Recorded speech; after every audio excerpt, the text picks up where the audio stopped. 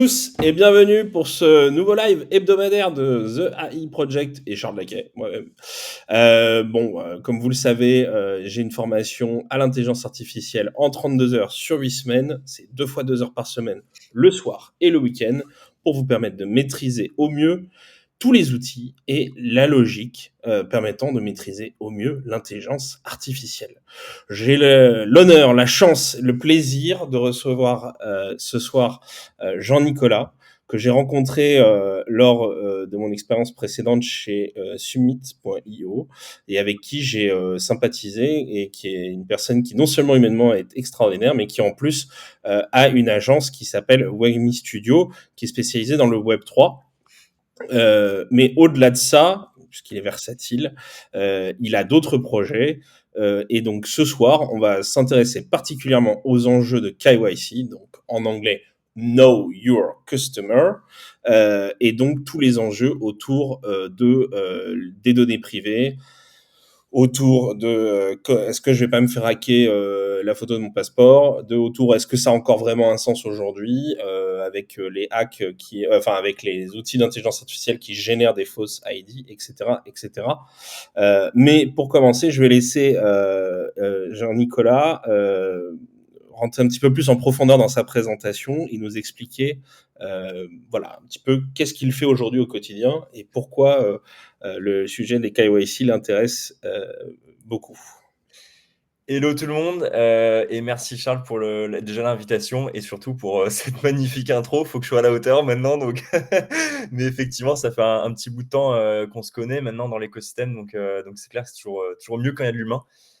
Donc pour ma part, Jean-Nicolas Hénard, je suis cofondateur SEO de Wagmi Studio, qui est ni plus ni moins, on va brander ça comme ça, comme une agence tech spécialisée dans le Web 3. Ça veut pas, alors Web 3 dans le sens où on développe beaucoup de technologies qui nous permettent de faire des projets sur de la blockchain. Mais effectivement, dans un projet blockchain aujourd'hui, il y a à peu près 70-80% de Web 2, c'est-à-dire finalement de front et de back comme on le connaît depuis longtemps. Et j'ai créé Wagmi Studio il y a 2 ans, à peu près 2 ans et demi, pas mal sur cette hype NFT au départ, faut pas se cacher, en 2021. Et au fur et à mesure, on a eu la chance d'accompagner énormément de belles boîtes, des beaux projets, des projets comme les Monoprix, les Casino, les PMU, les La Poste, les L'Oréal, enfin Pernod Ricard, plein de boîtes comme ça qui se sont lancées dans cette aventure trépidante du Web3 et qui ont fait pas mal d'expérimentations. Donc on est parfois, en tout cas derrière ces projets, pour faire la partie technique du projet, puis aussi du conseil, puisque on est passionné aussi par ce monde, cet écosystème surtout NFT. Et voilà. Et là, on a une partie dans Wagmi Studio, donc ça, c'est la partie un peu agence. Et on a effectivement, comme le nom l'indique, la partie un peu plus studio, qu'on va développer de plus en plus, qui nous fait kiffer, on va dire, au quotidien, qui est de vraiment incuber, monter des boîtes et de se servir finalement de toutes ces briques techniques qu'on a pu développer pendant les 2 dernières années, 2 ans et demi, et de les réutiliser finalement en mode un peu, on va dire, pour schématiser, plug and play, pour monter des boîtes, donc en RWA demain, mais aussi dans d'autres secteurs. Et pas que seulement dans le Web3, parce que mine de rien, on est dans notre bulle du Web3, j'ai l'impression que la blockchain est en train de révolutionner tout. Mais il n'y a pas que la blockchain, il y a aussi plein d'autres technos, notamment les Zero Knowledge Proof. Je pense qu'on va en parler plus tard, Charles, par rapport à l'ID, qui sont vraiment hyper intéressantes. Donc voilà un peu le truc de Wagmi Studio. Et du coup, tu m'avais parlé, parce qu'on avait discuté, parce qu'on a des échanges de temps en temps, Jean-Nicolas et moi, et en fait, on avait discuté, KYC, et notamment, et je crois que tu as un projet sur les KYC, ou je sais pas si j'ai le droit d'en parler ou pas, d'ailleurs j'ai peut-être fait une Tout à fait. bourde. Vas-y, Ouais, explique-moi un petit peu plus précisément sur ce sujet-là, ouais, alors en pour fait, l'audience, pour qu'ils comprennent pourquoi je t'invite toi pour parler de ce sujet-là, tu vois. ouais, bien sûr, c'est parce que donc on a commencé via la blockchain et puis il se trouve c'est assez simple, on a un associé qui s'appelle Théo Mazzu, qui est un associé CTO et qui se trouve être pris de passion, qui s'est pris de passion en fait pour les technologies autour des Zero Knowledge Proof. Et donc, qui s'est formé il y a à peu près 1 an, et au fur et à mesure, l'engouement vraiment a pris chez lui autour de cette techno, et au point que il a fait énormément de R&D au sein de Wallmi Studio sur ces technos, et aujourd'hui, on a développé un MVP Donc une boîte, c'est pas encore une boîte techniquement, on est en train de l'incuber justement dans Wellme Studio, mais on va créer une boîte autour de ça, qui s'appelle Ocelot et qui a la capacité, on va dire, t'essaies de parler, non? Ouais, pardon. Comment tu appelles ça? Ocelot, Ouais, O-S-L-O-T? OCELOTS.io. Donc on est en train de vraiment, là on a fait juste le MVP. C'est-à-dire qu'on a, O-C-E-L-O-T-S.io, c'est ça? ouais, Ocelot, OCELOTS, Ok. ouais, .io. Et donc, en fait, pour expliquer de manière très simple, c'est un peu early peut-être sur le marché, mais c'est une techno qui est absolument chouette parce qu'elle permet de faire des KYC du niveau de sécurité d'un aéroport, puisqu'on va lire les puces NFC en fait directement des passeports ou des ID, des cartes d'identité, et d'avoir la privacy la plus forte, puisqu'en fait, on a ni nous, ni le site sur lequel vous essayez de vous connecter ne collecte ce fameux passeport. C'est-à-dire qu'en fait, en local sur le téléphone, donc depuis directement une application, soit l'application par exemple de crypto si vous essayez d'acheter des cryptos, ou directement depuis notre application au slot, vous pouvez tout simplement scanner votre passeport en local. Il n'y a aucun partage des données pour nous comme pour le client, comme je disais, et de générer une preuve qu'on appelle du coup une preuve zéro knowledge, c'est-à-dire que en fait, quand je vais vous prouver, vous allez pouvoir prouver en fait au site sur lequel vous essayez de vous connecter. Admettons que vous avez plus de 18 ans et que vous êtes français, sans avoir à révéler, d'où le côté zéro knowledge, sans avoir à révéler l'entièreté du passeport ou les informations. Et c'est la fiabilité vraiment ultime en termes de piratage, parce qu'aujourd'hui, je vais reprendre les sages paroles de Pascal Gauthier. Je te vois plus, Charles. Ah, c'est bon. Ok. Les sages paroles de Pascal Gauthier, le CEO de Ledger, qui avait dit une phrase qui m'était un peu toujours restée. Il avait dit dans une conférence, la question, c'est pas de savoir si vous allez vous faire pirater, c'est de savoir quand vous allez vous faire pirater. Ouais. Et c'était assez. Il avait dit, je crois. Bah, À- en fait, c'est évident. C'est-à-dire que, il y a un sujet, c'est qu'il y a des gens qui prétendent enfin, tu sais, par exemple, les vendeurs d'antivirus, ils te ouais, disent, ouais, en fait, grâce à nous, bon, déjà, sachez une chose, hein, si un service de renseignement d'un pays développé, disons le top 20 des pays dans le monde, décide de vous mettre sur écoute et d'investiguer sur vous, tous vos systèmes sautent. C'est-à-dire que, en fait, concrètement, je vois pas, à moins, et d'ailleurs c'est ce que utilisaient les talibans et les insurgés à Fallujah, c'est-à-dire que à moins d'envoyer des mecs avec des petits papiers pour transmettre des messages, aujourd'hui tout ce qui est communication par ondes radio, tout ce qui passe par les satellites de notre ami Elon, tout ce qui passe par les fibres optiques, toutes ces informations-là, en fait, aujourd'hui, il faut il faut avoir un exemple, hein, la NSA, probablement qu'ils ont déjà une IA en interne capable de détecter, en fonction de ce que vous dites en ligne, votre opinion politique. Est-ce que vous allez devenir quelqu'un de dangereux dans les 10 ans, etc., etc. Mm. Snowden, ce qu'il a dénoncé à l'époque, c'était en 2012 ou 13, quelque chose comme ça, et c'était des choses qui existaient déjà depuis le milieu des années 2000. On est en 2024. Aujourd'hui, vous avez accès à ChatGPT 4. Donc, imaginez 2 secondes la puissance que peuvent avoir ces services de renseignement. Donc, déjà, premièrement, vous n'êtes à l'abri de rien par rapport aux États. Le seul moyen de l'être, c'est vraiment d'être énervé, c'est-à-dire acheter un ordinateur portable d'occasion, installer un Linux dessus, ne jamais vous connecter depuis votre Wi-Fi, toujours utiliser un Wi-Fi différent en hard. Enfin, il y a plein de... Voilà. Donc, pour pouvoir vraiment être sécurisé, entre guillemets, et encore, il faut vraiment mettre en place un nombre de process qui sont énormes. Ouais, Et donc, je soulève juste ton point, c'est que vraiment, il faut prendre ça en compte. C'est que quoi qu'il arrive, vous êtes, comment dire, vous êtes susceptible d'être hacké, ou en tout cas, vous êtes susceptible d'avoir vos données qui se baladent un peu partout. Par contre, il y a quelque chose qui a changé un petit peu, c'est que contrairement au milieu des années 2000 et même jusqu'en 2015-2016, il y a quelque chose qui a énormément changé, c'est que, je ne sais pas si vous avez constaté, mais on vous demande de plus en plus les photos de votre permis de conduire, passeport, pièce d'identité. Dans les plein de services, que ce soit les cryptos, que ce soit, par exemple, j'ai essayé d'utiliser un service d'envoi de SMS, il me demande ma pièce d'identité. Et même les donc, il n'y a pas encore si longtemps qu'il y avait les trottinettes à Paris. quand tu voulais faire une location là, tu sais, de trottinette, etc., ils te demandaient de faire Oui, le. c'est vrai, tout à fait, exactement. Et donc, en fait, moi, le sujet que j'ai par rapport à ça, c'est que autant me faire péter mon adresse mail, tu vois, avec le mot de passe, bon, à la limite, ok. Mais le problème, c'est que si le service qui s'occupe du KYC, qui est censé être la troisième partie, third part, dépositaire de la sécurité de ces données-là, qui sont super graves, enfin, pour le coup, on parle pas d'une adresse mail et d'un mot de passe ou d'un numéro de Ouais, téléphone.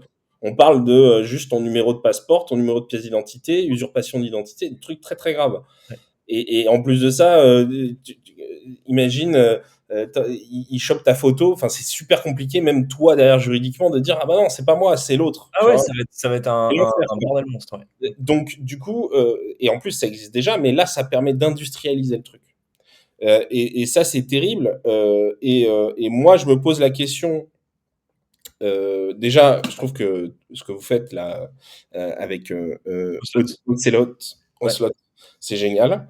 Mais par contre, moi, la question que je me posais et que j'allais te poser, parce que c'est dans mes questions, ça fait partie. Je pensais pas y arriver aussi vite, mais bon, vu comment on est parti, j'y vais. Ah ouais, Euh, ouais, bon, on a quoi, 40 minutes, vas-y. Donc, est-ce que c'est KYC qui sont obligatoires?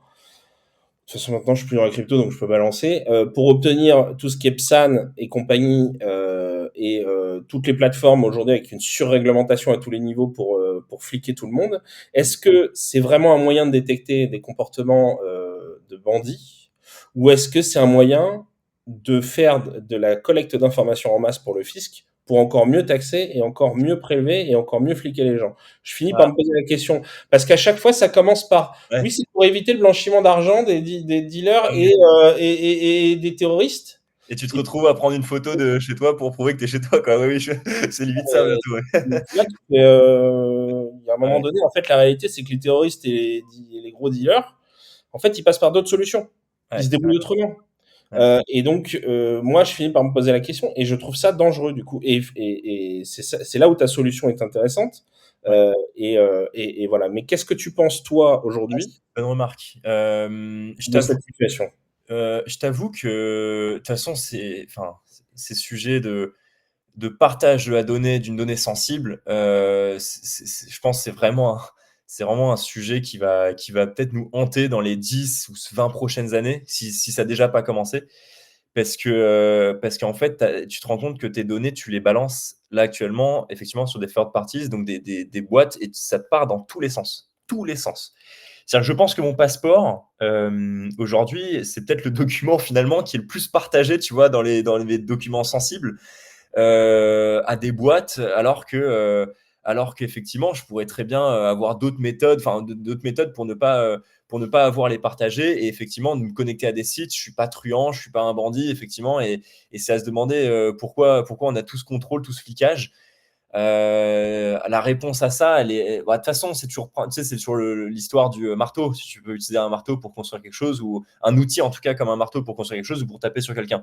Et là, c'est la même chose. Les KYC, c'est à la fois pour construire effectivement un environnement informatique, on va dire, enfin digital plus safe, où on sait par exemple que quand on se connecte sur un site pour adultes, bah, derrière, il y a bien quelqu'un qui a plus de 18 ans, par exemple. Donc on pourrait pas partir du principe que il y a une bonne volonté derrière, si tu prends l'histoire des sites pour adultes, ou même des jeux d'argent, pour éviter la dépendance, etc. Et donc, tu as besoin de connaître la personne, tu as besoin de. J'ai échangé avec des gens dans la crypto il n'y a pas longtemps, justement sur Ocelot, ils me disaient, certes, il y a un gros flicage, mais c'est pour éviter qu'on se retrouve avec des étudiants qui investissent des 20 ou 30 ou 50 k, où on va se rendre compte que c'est bizarre quand même, tu vois. Normalement, un étudiant, en général, il a pas 20 k ou il a pas 30 k à mettre dans la crypto, c'est qu'il y a des risques, ou il y a peut-être un sujet, tu vois, accompagné, donc on peut prévenir. Donc, il y a quand même un sujet où tu pourrais dire l'État en investisseur un peu bon père de famille qui te donne des conseils en mode je fais gaffe à toi, non, mais est plutôt agréable, tu vois, quand même à entendre, parce qu'effectivement, il y a des gens qui font n'importe quoi.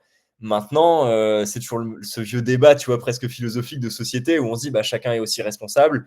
Et en fait, bon, bah écoute, c'est comme ça. Après, les technos évoluent et malheureusement ou pas, des gens qui ont 13 ans peuvent investir dans la crypto, peuvent acheter des NFT, peuvent, voilà.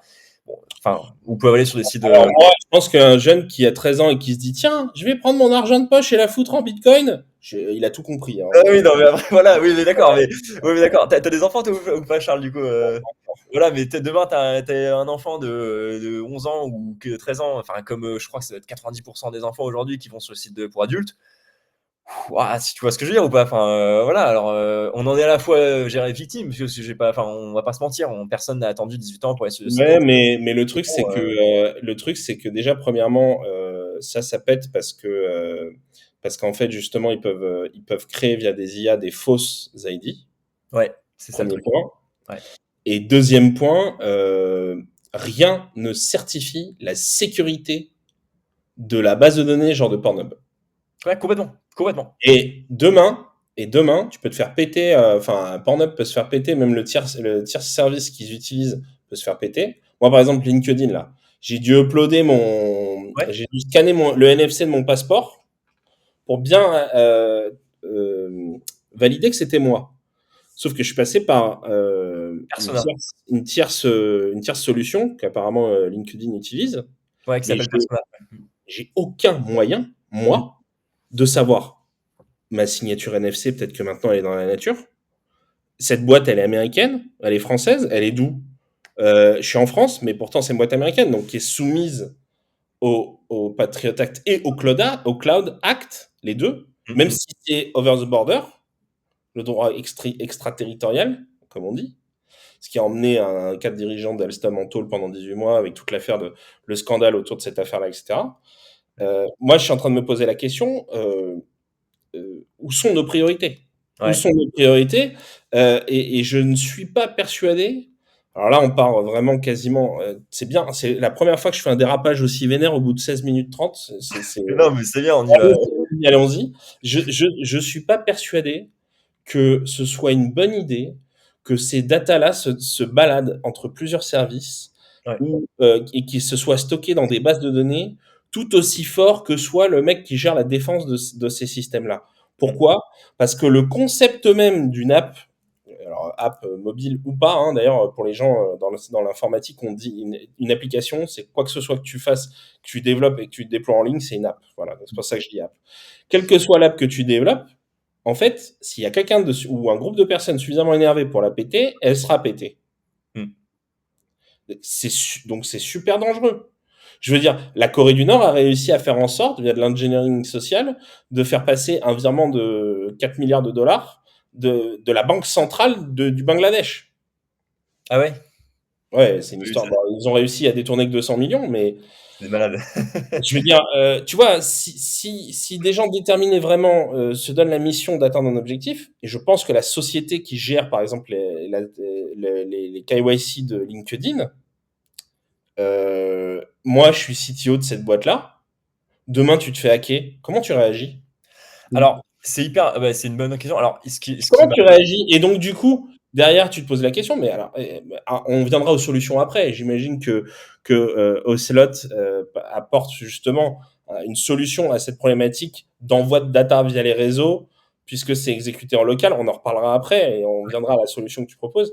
Mais du coup, c'est quand même extrêmement grave. Et si la volonté du politique, c'est de protéger l'utilisateur et non pas de collecter de l'information pour ensuite faire de la recherche sur des sets de données les plus gros possibles, alors dans ce cas-là, la façon dont aujourd'hui les KYC sont traités, c'est franchement, c'est de la merde. Et c'est plutôt faire un pansement sur une jambe de bois, quoi. Bah, Enfin, c'est une moi, bombe à retardement, en fait. C'est une bombe à retardement parce que il y a très fort, tu peux mettre toutes tes économies sur un pari. C'est que une des boîtes crypto sur lesquelles tu achètes ta crypto, hein, peu importe laquelle, va se faire péter son KYC. Enfin, il y aura une fuite de données. C'est dans les, allez, tu mets 5-10 ans, c'est d'une absolue certitude. C'est-à-dire que, tu vois ce que je veux dire, encore une fois, c'est pas une question de si ça va arriver, c'est une question de quand. Est-ce que c'est dans 3 mois Il y a pas longtemps, je crois qu'il y avait une fuite de données de 33 millions de codes de numéro de sécurité sociale, numéro de sécurité sociale, il y a pas longtemps. Et des hacks comme ça, tu en as tous les jours en réalité. Donc en fait, au bout d'un moment, c'est juste de se dire, des chiffres comme ça, on en a dans le deck au slot. Malheureusement, je ne les ai pas tous en tête, mais c'est affolant. C'est limite flippant en fait de se dire, il faut limite se considérer chanceux de ne pas avoir soit subi de hack, voire même pire de ne pas s'être fait usurper son identité. Ça va devenir une chance limite de ne pas avoir ce problème-là, quoi. Donc non, non, il y a un vrai sujet et c'est une bombe à retardement. En soi, France Identité, alors France Identité a déjà pris le pas. Donc c'est une application là, qui a été. France Identité, ceux qui savent pas, comme moi qui ne l'utilise pas parce que j'ai pas envie que l'État sache exactement quand est-ce que je me log où, etc. France Identité, c'est l'identité unique en ligne qui a été mise en place par l'État pour que tu puisses accéder à tous les services de l'État.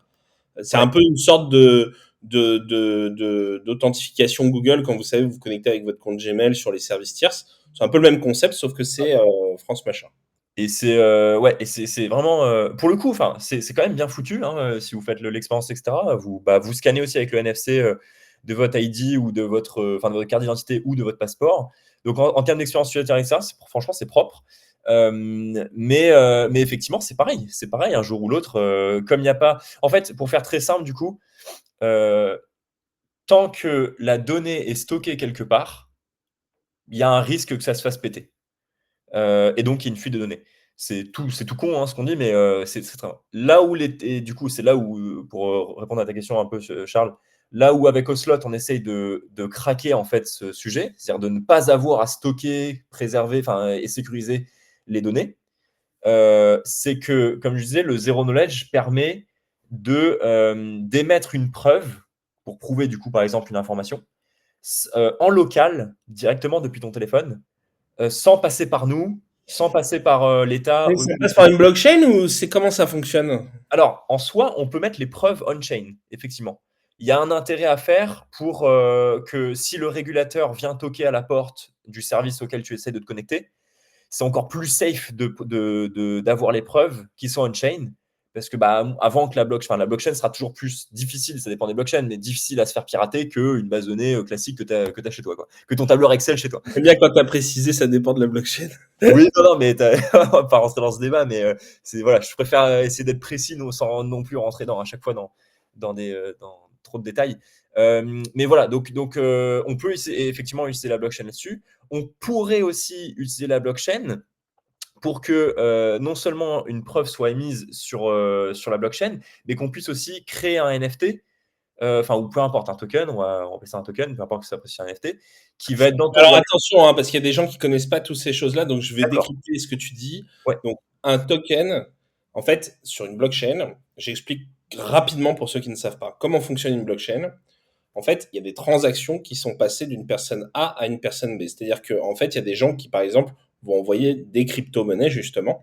Et pour sécuriser cette transaction entre A et B, il y a un message qui est envoyé entre les deux. D'accord? Et en fait, la puissance de calcul est dédiée à casser des blocs qui sécurisent ce transfert. Si je dis pas de conneries, hein, tu m'arrêtes, Non, Jean-Nicolas. c'est vrai. Et en fait, il y a en fait toutes les puissances de calcul. Bon, ça c'est pour le proof of work, mais c'est pour l'exemple. Cette puissance de calcul, elle est mise à disposition de la sécurisation de ce transfert d'argent. Et ensuite, une fois que il y a une personne qui minait, ou enfin, ou en tout cas qui assurait la sécurisation de cette transaction, à décrocher un bloc, en fait, il y a un certain nombre de transactions qui sont validées. On peut attacher à cette transaction des données. Ces données-là, en fait, elles sont attachées techniquement à cette transaction, mais elles ne sont pas forcément, comment dire, elles peuvent être indépendantes. En fait, c'est comme si c'est des sujets complexes à expliquer à des gens qui ne connaîtraient pas les concepts, mais en gros, c'est vraiment, on valide une transaction et en fait, on a une sorte de dérivé. C'est comme en finance. Il y a des contrats en fait qui sont passés sur si quelqu'un achète ou vend et il peut y avoir des dérivés à cet achat ou à cette vente là. En fait, c'est des chaînes de conséquences à quelque chose qui se passe. Et en fait, dans cette chaîne de conséquences, on peut y rattacher la puissance de calcul technique qui a été mise en œuvre pour valider la première transaction. Je sais pas si c'est ça, Jean-Nicolas, je me Ouais, trompe. ouais, non, ouais, c'est ça. C'est vrai que du coup, on rentre dans la Enfin, technique. ouais, c'est très technique, mais j'essaie de simplifier le truc. Et donc, du coup, bah, par exemple, on pourrait utiliser ça pour absolument tout. Et en fait, c'est pour ça que dans les blockchains, on vous dit, il y a les blockchains de layer. Alors bon, les blockchains de layer 1, c'est les blockchains qui font vraiment la transaction d'un point A à un point B. Et ensuite, les blockchains de layer 2, c'est celles qui s'appuient sur l'ensemble des transactions et qui sont construites par-dessus. Voilà.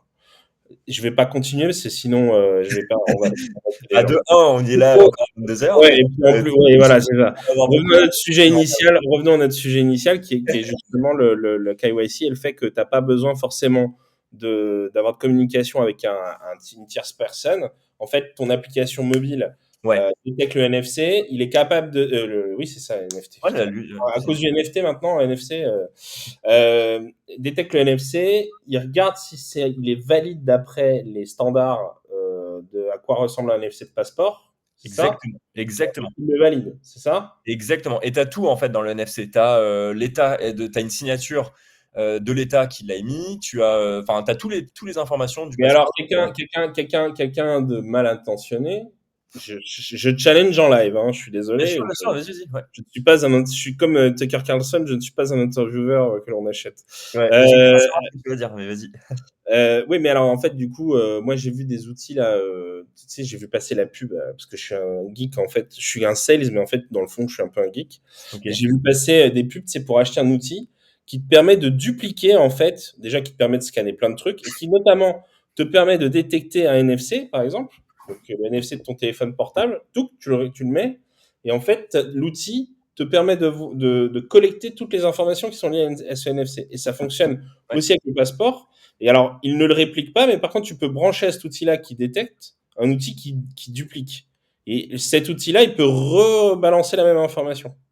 Ouais, mais c'est pas possible dans le cadre du passeport français, parce que, enfin, des passeports d'ailleurs, comment dire, monde quoi, enfin de tous les passeports. Pour une simple et bonne raison, c'est que c'est assez bien foutu en termes de techno. C'est que tu as ce qu'on appelle le MRZ, pas facile à dire, et MRZ qui est en fait les deux lignes que tu as en bas justement, tu ouvres ton passeport et tu regardes, donc tu as ta tête, tu sais, sur la partie gauche, tu as les infos sur la partie milieu et droite, et en fait, en dessous, tu as deux lignes. Et ces deux lignes, en fait, s'appellent le MRZ. C'est ce qui permet justement, en fait, c'est une clé de déchiffrement de ton NFC. Donc, pour revenir sur ton cas, quelqu'un de mal intentionné, il faudrait non seulement, bah, en fait, il faut juste qu'il pique le passeport. Alors ça peut arriver. Ça peut arriver, effectivement. Tu piques le Elles sont où passeport. les deux lignes? Elles sont. Attends, je Je vais reviens pas sur. le montrer, mais c'est juste pour voir sur le mien. Ouais, tu ouvres classique sur là où là où t'as ta tête, quoi. Ouais, là où j'ai ma tête. Tu as deux lignes. J'évite la cam pour éviter de le montrer, hein. Ouais, ouais, pas de souci. T'as les deux lignes qui sont juste en dessous de ton passeport, en fait. Tu les vois, les deux lignes ou pas?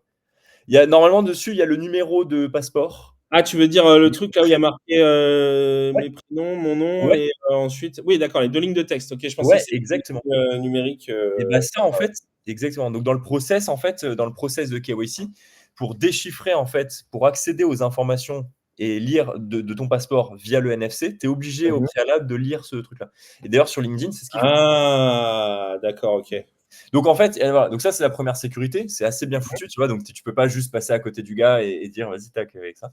Et la deuxième sécurité que tu as dans la KYC traditionnelle, c'est que juste après avoir fait ça, en général, ils te demandent maintenant de prendre une photo, voire même une vidéo. À côté du passeport, ouais, tout à fait. Alors, soit à côté du passeport, soit même ils te demandent de tourner à gauche et à droite. Ils te disent Oui, tourne tout à à fait. gauche. Ouais, exactement. Non, c'est ce qu'ils font, Binance. Ouais, exactement. Bah, normalement, c'est parce que le passeport en lui-même, du coup, n'est pas suffisant. Il va juste prouver que oui, effectivement, il y a quelqu'un en détention de ce passeport, mais ce quelqu'un, effectivement, il peut être un terroriste, etc. Donc, c'est la deuxième sécurité après qu'ils ajoutent, c'est ça. Mais c'est là où ça devient dangereux avec l'IA, c'est que tu vas pouvoir le péter, ce truc-là. Bah Bah oui, oui. avec les générations, etc., de vidéos. En tout cas, il y a un risque. Je dis pas que. Notamment avec les permis de conduire américains où, je sais pas si tu as vu passer le truc, il y a un mec qui s'est inscrit à Binance. T'as pas lu l'article?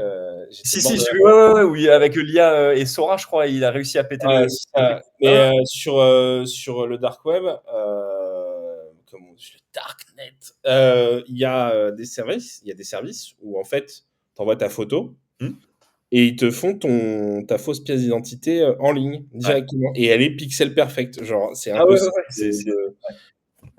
Et c'est pour ça que la meilleure sécurité, en fait, Pour que tu votre information, un faux passeport français, enfin, depuis 2019, ça a changé, il y a eu un peu d'augmentation.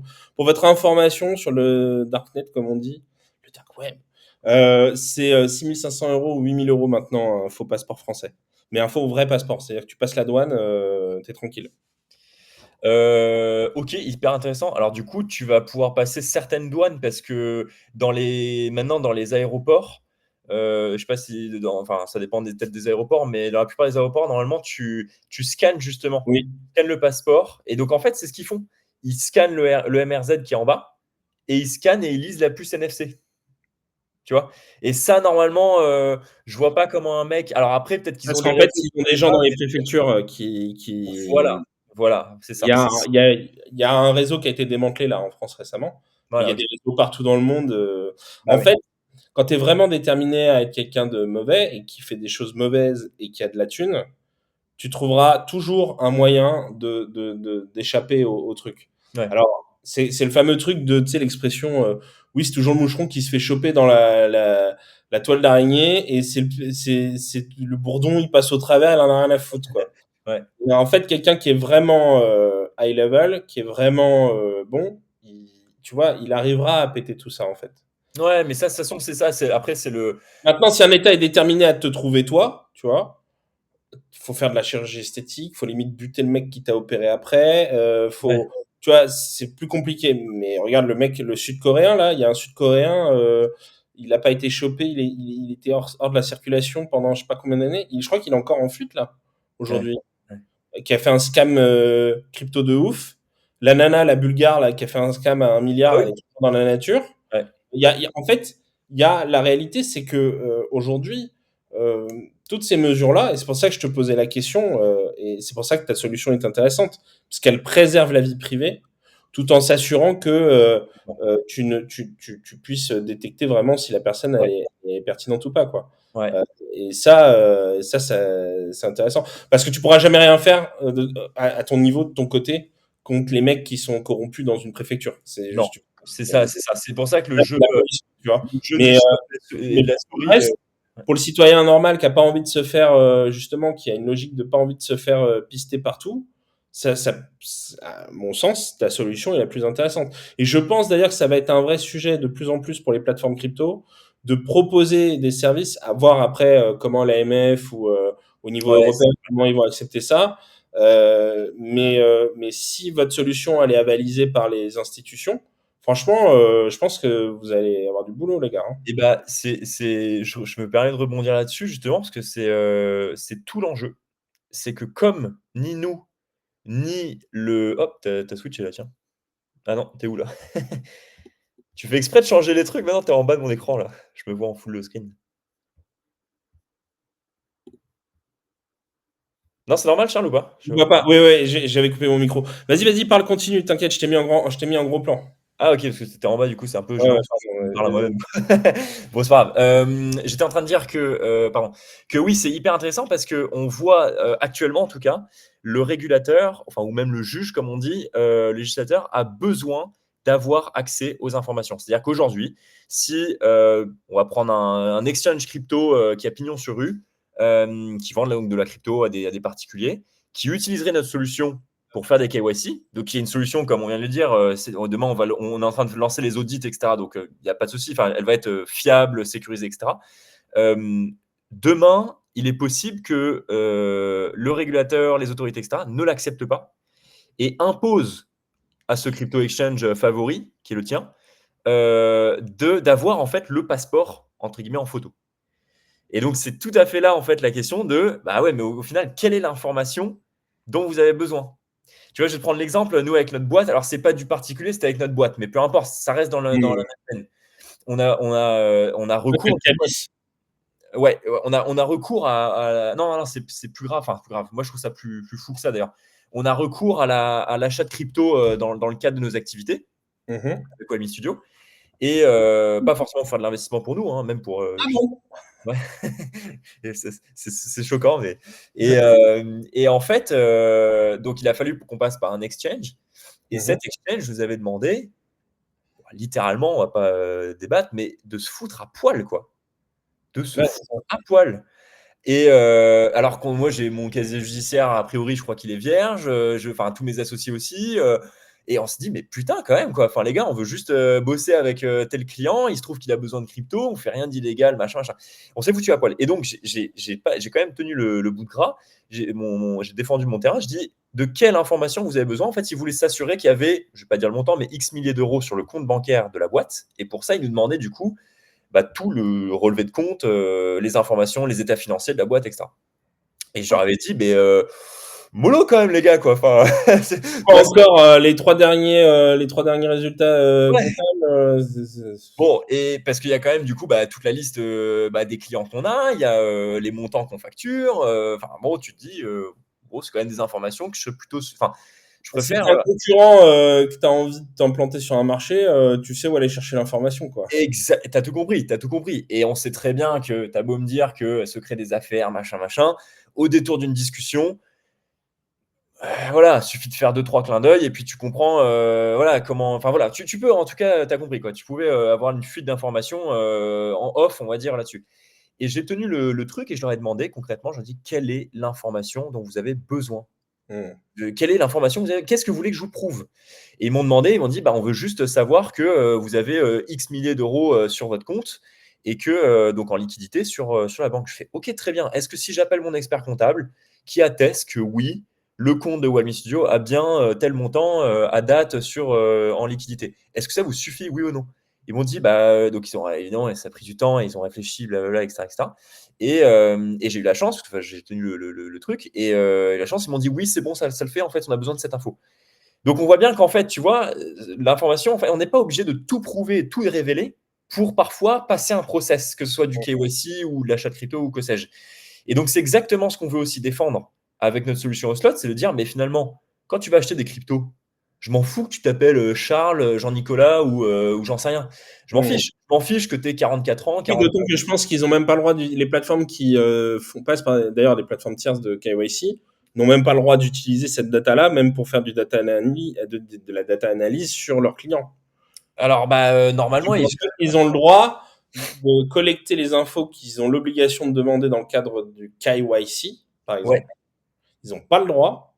Je connais un peu le sujet, l'histoire de Psan et compagnie chez Summit. ouais. Ils n'ont pas le droit en fait, de récupérer cette donnée-là. Il faut que tu leur retransmettes pour une autre raison derrière. Et que tu leur Ouais. dises oui. Mais ils ne peuvent pas la collecter depuis ton passeport, par exemple. Non, mais du coup, Le quand ils. service tierce, oui, mais eux, le service pour lequel tu passes le KYC, ils n'ont pas le droit de réutiliser la data que tu as transmise pour le KYC. Tout à fait. Sauf que, comme je disais tout à l'heure, enfin, comme tu disais tout à l'heure, c'est que demain, l'AMF ou je sais pas qui toque à la porte d'un crypto exchange, t'inquiète, ils auront l'information. Et c'est ce qu'on nous, enfin, c'est ce qu'on nous reproche. C'est ce à quoi on se bute actuellement. Enfin, Hmm. on est freiné parce que il y a des gens qui nous ont dit, mais moi, il faut que je sois en capacité de prouver que c'est bien Charles qui a acheté de la crypto, etc. Et du coup, nous, avec notre solution où on est juste pas, enfin, où on peut permettre de juste prouver que tu as plus de 18 ans et que tu n'es pas dans une zone grise. Donc, en gros, tu es Ouais, mais légitime. avec l'IA, le problème, c'est qu'avec l'IA, les mecs, je vais reprendre l'analogie du moucheron qui se fait choper par la toile d'araignée et le bourdon qui passe au travers. Si Ouais. tu es vraiment motivé, je sais pas, tu as 2 millions d'euros, tu vraiment pas envie que l'État le sache, je te trouve des solutions. Hein. Ah bah oui, bah après, non, non, mais c'est sûr. Ouais, ouais. Et l'État en entendra jamais parler, tu vois. Alors que le petit mec de classe moyenne qui a envie de tester, allez, tiens, j'ai une assurance vie, mais j'ai envie de tester la crypto. Le mec qui fout 500 balles avant le début d'un bull run, ça se transforme, miracle, je sais pas, il a mis 100 balles sur une crypto, tu sais, qu'il trouvait rigolote ou quoi. Ça se transforme en putain, j'ai 10 000 euros, il revend. Et là, parce qu'en fait, il a passé le KYC et qu'on sait que c'est lié à son wallet, etc., etc. Mm. Et ben bam, même s'il passe par un service où il peut payer par carte bancaire en crypto, Mm. l'État sera averti. Et t'es là, tu fais, bah ouais, mais en fait, Ouais. c'est compliqué, quoi. Ça Non, devient mais ouais, ouais, de toute façon, c'est ça toujours. devient compliqué parce que du coup, l'argument initial qui est de protéger, tu vois, qui est de protéger et de faire en sorte que on puisse s'en prendre aux vraies personnes voilà, qui sont des vrais bandits, quoi, entre Ouais, guillemets. ouais, Bah, eux, du coup, ils ont les solutions pour échapper à ces problématiques-là. c'est ça, c'est ça. Et à côté de ça, le citoyen, entre guillemets, bon père de famille, comme tu disais, bah lui, pour le coup, il se fait déchirer, tu vois. Ouais, mais ça, c'est je pense que c'est l'histoire de l'humanité de manière Oui, générale. non, mais ça, c'est partout un peu pareil, tu vois. Ouais, Du c'est ça, coup, c'est pour ça que c'est comme le monde, quoi. j'essaie tu vois, dans cette discussion avec toi, d'inclure une discussion plus profonde Mm. sur même quasiment le bien fondé de est-ce que c'est nécessaire tout ce flicage et pourquoi le régulateur et pourquoi même d'une manière générale les gens sont aussi obsédés avec le fait que on ne puisse avoir ton identité. Ouais, ouais, c'est dingue, hein. Moi, je comprends pas parce que, en fait, en réalité, ce qu'ils ne comprennent pas, bon, après, quand tu vois au Sénat que Olivier Haut, l'ancien secrétaire d'État chargé du numérique, quand il est arrivé au Sénat, parce que je sais plus ce que les sénateurs voulaient faire, il a été obligé de montrer qu'avec un VPN, on pouvait passer outre Ouais, et qu'il a juste dit, voilà, je suis localisé en Allemagne, c'est l'Union européenne, et tu avais les sénateurs, tu voyais la vidéo, il y ouais. avait 15 sénateurs, ils étaient là, ça ne permutait pas, quoi. Tu sais, genre, Ah, et en donc, fait, du coup, je me pose la question, est-ce qu'ils font ça vraiment de bonne foi? Est-ce qu'ils font ça pour nous fliquer, ce dont je finis par douter, sauf qu'en fait, derrière, c'est réutilisé par des services peut-être de renseignement, qui eux, pour le coup, sont capables de hint dans le truc, tu vois. ouais. Mais je pense surtout qu'ils le font pour se couvrir, pour dire, ah, ouais, mais on a mis en place ça, mais malgré ça, bah, on s'est fait avoir. Ouais, de toute façon, ouais, bah, Tu vois. écoute, je pense là-dessus, on va dire que j'ai ma lecture du truc. Alors, oui, ça doit sûrement, enfin, quelque part, oui, ça doit servir à des services, tu vois, d'intelligence ou d'analyse de données, etc. Ça, quelque part, oui, je pense qu'ils le font. Mais je pense sincèrement que ce bouclier à foutre des KYC, tout le monde, là, partout, même pour réserver une trottinette sur Lime, il faut que tu aies un KYC, etc. En vrai, je pense que c'est parce que euh, l'innovation technologique et la société évoluent tellement rapidement sur quoi? Sur les 20, 30, 40 dernières années, enfin, tu vois, cette sorte d'exponentielle, qu'en fait, du coup, l'appareil politique ou, tu vois, le législateur, il a pas non plus, lui, pumpé, comme on pourrait dire dans la crypto, il a pas eu forcément 100 fois plus de ressources, à la fois en termes de compétences et même en termes d'humains, tu vois, pour traiter ces sujets. Et donc, en fait, quand tu sens que tu as un sujet qui t'échappe, parce que tu sens, je sais pas, il y a de la crypto, ça commence à être crypto, IA, Hmm. enfin, blanchiment, machin. Tu vois, ça va un peu dans tous les sens, parce que ça va vite, ça va super vite, hein, en fait, tu vois. Enfin, et je pense que du coup, la réaction assez humaine et assez simple, ou même, c'est pas forcément une réaction humaine, mais une réaction d'organisation Hmm. humaine, c'est justement de mettre le bouclier, de dire, OK, bah, on sait même pas si c'est forcément très utile, on sait même pas si c'est forcément si la finalité est respectée. Mais au moins, nous, effectivement, on s'est donné, on a dit, OK, il faut mettre des KYC. Exactement. Mais des KYC On partout. se raccroche à ce que on a déjà fait et voilà, quoi. Ouais, voilà. Et au moins, bah écoute, ouais, pour aller. Alors, ça fait chier parce que je reprends mon exemple de trottinette parce que j'ai trouvé ça. En plus, c'est parce que du coup, quand tu le bookes la première fois, tu vois, t'es un peu en speed. Non, mais En moi, speed, et quand tu télécharges le truc, pour une trottinette à aller à 10 balles, j'avais beaucoup ri. Je me suis dit, mais, putain, mais quand même, les non, mais gars. moi je vais les nommer parce que je trouve ça absurde. Je voulais envoyer des textos de relance à mes prospects, des gens qui ont donné leurs coordonnées et qui m'ont dit rappelez-moi, tu vois. Donc je peux pas, tu vois.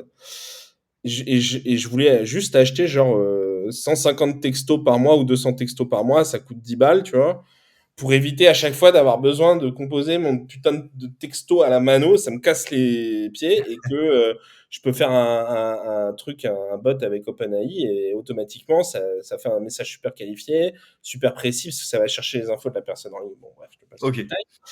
Et donc je passe par le truc et le service, et franchement, l'interface utilisateur était géniale. Donc, au niveau UX, c'était top, tu vois. Et j'arrive à la fin et je vais pour payer. Et là, je peux pas payer. Je fais, mais quoi? Donc je peux pas payer et pourtant j'ai 10 crédits offerts. Mais je voulais en acheter tout de suite parce que je trouvais que le système était bien foutu. Ça m'inspirait confiance, boîte française, tout ça. Et Hmm. là je fais bon bah je vais attendre ou je vais aller voir ailleurs. Je cherche, bon bref. Je passe à autre chose, je travaille sur d'autres sujets. Et j'avais mis mon numéro de téléphone. Et je me fais appeler. Oui, bonjour monsieur Daquet, je vous appelle parce qu'en fait, voilà, je dis bonjour. Je suis du service SMS envoi, machin. Je fais oui, enchanté. Puis voilà, je vous appelle parce on aurait besoin de votre passeport pour l'envoi d'SMS. Je fais, pardon. Il fait oui, oui, en fait, on a besoin que vous ne faites pas une usurpation d'identité. Je fais ça, je comprends. Mais déjà, premièrement, moi, je vous l'envoie votre passeport, mais en fait, je sais pas qui vous êtes. Ouais, c'est ça. Je ne sais pas qui vous êtes. Deuxièmement, je sais pas vous dire, est-ce que c'est ma vraie identité ou une fausse identité? Vous ne le sauriez pas. En plus de ça, en termes de volumétrie d'envoi, enfin, je veux dire, Ouais. 150-200 textos par mois maximum, enfin, franchement, vous êtes à côté de la plaque. À quoi bon? Le simple fait que vous preniez le temps de m'appeler, comparé à ce que vous allez gagner, en fait, vous avez déjà perdu de l'argent juste en m'appelant. Ouais, ouais. Enfin, genre, votre process, c'est ahurissant. Mmh. Et en fait, concrètement, ça empêche pas derrière d'avoir McKinsey de se faire condamner, tu vois. Parce qu'en fait, tous ces trucs-là, ça existe déjà depuis un certain temps, tu vois. Mmh mh. Mais ça empêche pas des énormes boîtes de faire du sale très très grave, de faire de la corruption, de faire des choses horribles. Et en fait, dans notre quotidien à nous, on se fait embêter. Mmh. Et moi, c'est là où je me pose la question qui va presque devenir philosophique ou politique pour cette fin de podcast, d'interview. C'est est-ce que tout cela est fait pour rassurer les gens et leur dire ma bonne dame, ne vous en faites pas, nous nous occupons de vérifier que toutes les personnes qui utilisent ce type de service comme vous sont bien d'honnêtes citoyens. Est-ce qu'ils le font parce qu'ils veulent tous nous fliquer et que c'est le grand diable Satan? Bon. Entre la bêtise et le complot, je préfère de choisir la bêtise. La troisième option, c'est ben, en fait, on se protège en demandant en demandant ça parce qu'en fait, ça nous permet de nous protéger et de dire ah ben, on a fait quelque chose. Et la quatrième option, c'est on justifie notre salaire et ça permet de créer des emplois dans le KYC parce qu'en fait, sinon, il y aurait plein d'emplois administratifs qui n'existeraient pas. Ouais, Typiquement, ouais. dans les banques, il y a un tiers des postes qui sont en KYC. Qui sont Euh, liés au sujet de ouais, KYC. aux enjeux de KYC, de fraude, etc., etc. Un tiers, c'est énorme. Donc évidemment, si tu commences à dire bon bah en fait voilà vous n'avez pas besoin forcément de transmettre votre pièce d'identité etc., ou en tout cas vous n'avez pas besoin de nous on ne la stockera pas en ligne, on valide juste. Par exemple, ça peut être un stream live, tu vois, vidéo, et tu mets ta pièce d'identité à côté, tu montres, etc. Et c'est vérifié en direct et il n'y a pas de sauvegarde de données. Bon, bah, Ah tu bah, c'est vérifies, tu vois, et tu peux faire ça via une IA. Hein. Tu peux ouais. faire ça via une IA qui analyse l'image, qui est capable de détecter si c'est une image générée par IA ou pas, etc., etc. Donc, moi, aujourd'hui, je me dis que je pense que ça n'a pas été retiré. Je me demande si ça n'a pas été retiré pour les banques pour des raisons sociales. Parce que foutre 3000 personnes à la porte à la Société Générale du jour au lendemain, ça va leur faire tout drôle. Mmh. Et l'autre raison, bon, à mon avis, je pense que c'est principalement quand même pour ça que Mmh. les politiques ne font rien. Et par contre, pour l'enjeu des cryptos et pour les plateformes crypto et Psan et compagnie, je pense que c'est pour que le fisc ait de la donnée et puisse trouver, le cas échéant, les bonnes personnes. Sauf qu'en fait, en réalité, je suis même pas sûr que le fisc en ait besoin pour trouver les gens qui essaieraient de détourner, puisque le fisc, on a le meilleur service du fisc au monde Mmh. en termes de taux de recouvrement. Donc, je suis pas sûr que ce soit non plus nécessaire pour eux. Donc, je me pose toujours la question. Ouais. Et voilà. Et en tout cas, pour cette fin d'émission, je vais te laisser le mot de la fin et je vais te demander de donner un conseil aux gens qui nous écoutent. Mais avant de terminer avec ce conseil aux gens qui nous écoutent, moi, j'en ai un petit à donner. C'est ne prenez pas tout pour argent comptant. Faites attention à vos informations et quand on vous demande votre passeport pour un oui ou pour un non, faites attention à qui vous le donnez, pourquoi vous le donnez. Puisque Binance, par exemple, il y a eu sur Twitter une rumeur comme quoi Binance s'était fait hacker toute sa base de données de KYC. Mmh. Et moi, depuis ce jour-là, ça m'a fait prendre conscience de la dangerosité justement de tous ces services que je peux utiliser à gauche à droite et à qui je balance mes pièces d'identité sans jamais m'être posé de questions. Mmh. Et là, c'est un vrai enjeu. Donc posez-vous la question, réfléchissez-y. Et en tout cas, merci Jean-Nicolas d'avoir été là. Et je te laisse le mot de la fin et ton Ouais. conseil. Non, bah, écoute, merci encore une fois, Charles, et puis, bah, pour l'invitation et pour les gens qui nous écoutent. J'espère que c'était hyper clair. Enfin, j'espère en tout cas, pour non pas répondre à ta question, mais pour alimenter la réflexion, j'espère que l'avenir effectivement sera autour des technologies de zero knowledge proof, qu'on n'aura pas à chaque fois à balancer en pleine nature nos données sensibles. Donc voilà, je mise sur ça. D'ailleurs, c'est pour ça que je fais la boîte là-dessus. S'il y a des questions, n'hésitez pas à nous recontacter. De toute façon, j'imagine que Charles, tu dois le donner les contacts à droite à gauche, voilà. Pas de souci. Voilà, ça pour le coup, je peux le partager parce que voilà, je peux encore le changer J'ai déjà partagé le lien dans le. bah, parfait. Et puis, et non, et alors, je n'ai pas vraiment de conseils parce que je suis trop jeune pour donner des conseils, mais j'ai bien aimé une phrase il n'y a pas longtemps, un gars qui, pareil, dans un podcast, qui avait dit dans le chat. D'ailleurs, je vous invite aussi dans les commentaires, là, si vous avez un avis par rapport à ce qu'on vient de se dire, ça peut être hyper intéressant d'échanger là-dessus. Et il y a un gars dans un podcast qui m'avait dit le hasard, je parlais sur un truc où je parlais qu'il y avait du hasard, il me dit le hasard n'arrive jamais justement par hasard. Partons du principe qu'il n'y a pas d'hasard. Et que finalement, s'il y a des KYC un peu partout, etc., c'est pas juste le fait comme ça de voilà, quelqu'un qui, tu vois, il y a toujours une sorte de main qui n'est pas si invisible pour un peu driver les choses. Et ouais, il y a jamais trop de hasard au final dans la vie. Bon, voilà, je sais pas ce que ça vaut, mais en tout cas, j'ai bien aimé parce que du coup, ça évite de partir sur une non-réponse en fait. Tu sais, tu te dis, ah putain, mais il y a ça qui s'est produit. Oh bah attends, c'est pas de bol, ça arrive par hasard. Ouah, c'est rare quand même. A priori, c'est quand même rare, me disait la personne. Donc voilà, c'est Ah, un c'est peu. comme les crashs d'avion, et je devais te laisser conclure, mais je vais conclure du coup. Ouais, du coup, vas-y. C'est comme les crashs d'avion.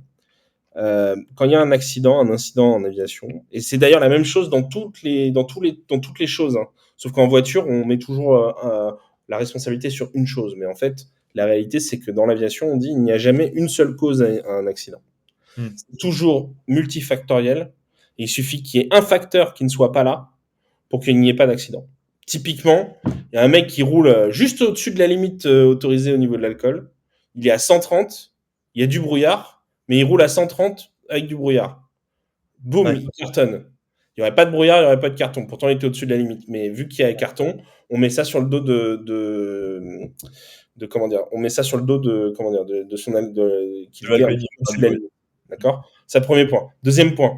Admettons le mec il est parfait pour conduire, il est en forme et machin truc. Toujours la même chose. Il roule à 130, 140 parce qu'il est en descente, il n'a pas regardé son compteur, il est dans le brouillard. Boum, il tape la voiture, on dit il roulait trop vite.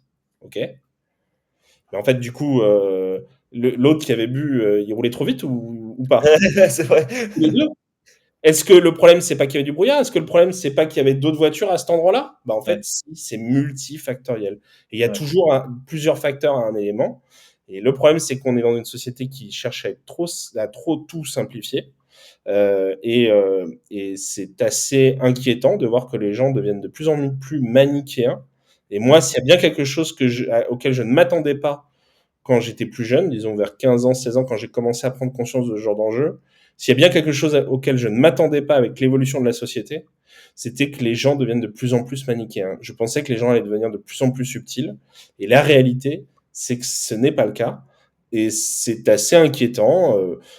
Et donc, faites attention à vous, faites attention à vos données, protégez-vous, profitez des évolutions technologiques pour faire le bien, changer le monde.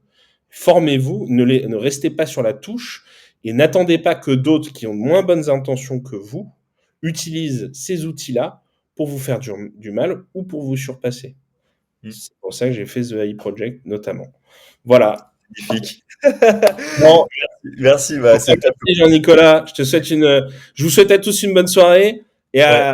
et je crois que le prochain, c'est dans 5 jours. Je reçois un entrepreneur qui a tenté de créer, qui travaille avec notamment Charles Gave, qui est assez connu, qui a plusieurs sociétés, plusieurs agences, et qui, lui, a tenté de créer un outil d'IA pour créer des contenus en ligne de manière automatisée en fonction des tendances du moment. Ça n'a pas fonctionné et il viendra nous expliquer pourquoi ça n'a pas fonctionné, quelles ont été les limites qu'il a rencontrées, et on verra également quels ont été son parcours d'entrepreneur, et puis également comment l'IA, pour le coup, l'a aidé au quotidien dans son travail, et qu'est-ce que ça a changé dans sa vie. Vous allez voir, c'est extrêmement intéressant. Jean-Nicolas, merci encore de ta présence, merci d'être venu. Donc je vous rappelle, Jean-Nicolas, Wagme Studio, si vous avez un NFT à faire, il travaille avec beaucoup de sociétés, mais il travaille aussi avec les grands groupes. C'est quelqu'un de vraiment grand professionnel, quelqu'un qui est très respecté dans l'écosystème. Vous pouvez y aller les yeux fermés, tout comme avec Florent la semaine dernière. Et je m'en porte garant si jamais il vous arrive quoi que ce soit, si vous faites appel à eux, vous m'appelez et voilà. Je vous dis à bientôt et à la semaine prochaine. Ciao à tous.